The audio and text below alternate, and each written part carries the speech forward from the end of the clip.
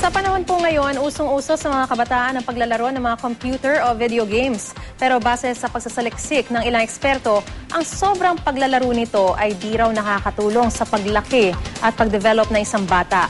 Ang mainit na balita hatid ni JP Soriano. Maraming minsan sa inyong buhay bilang bata, nakapaglaro ka na ng patintero, piko, tumbang preso at agawan bis. Mga larong bumuo ng maraming masayang alaala sa ating kabataan.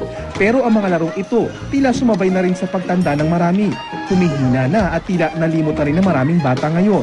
Base sa isang pag-aaral, 58% o 5 sa bawat 10 batang Pinoy ngayon ay madalas maglaro ng online games. Habang 52% o 5 sa bawat 10 rin ang madalas naman gumamit ng social networking sites.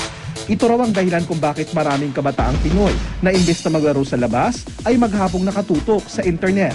Ilang beses nang lumabas sa mga pag-aaral ng mga eksperto na ang sobrang paggamit ng computer ay di makatutulong sa pag-unlad ng isang bata. Kaya naman isang palarong pambata sports fest ang ginanap ngayong araw sa Quezon City Circle para muling ituro sa mga kabataang Pinoy ang mga tradisyonal na larong pambata.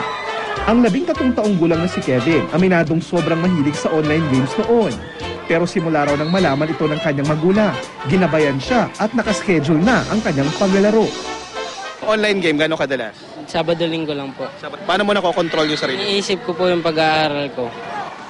Ayon sa isang parenting expert, mahirap na raw pigilan ang mga kabataan ngayon na mag-internet at maglaro ng video games. Kaya dapat daw magsimula ang magandang halimbawa sa mga magulang. We have to monitor our children para hindi sila mapunta doon sa mga games na makaka-apekto sa pagkatao nila. Priority pa rin mag-aral. Bigyan natin sila ng mga supplements like pag-aralin natin sila, magbigyan ng books, pagbasahin ng magagandang books, or isama natin sila kung may mga activities.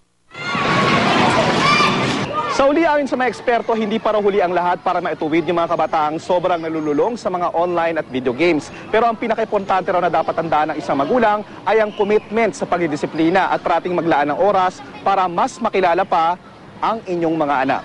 JP Soriano, GMA News.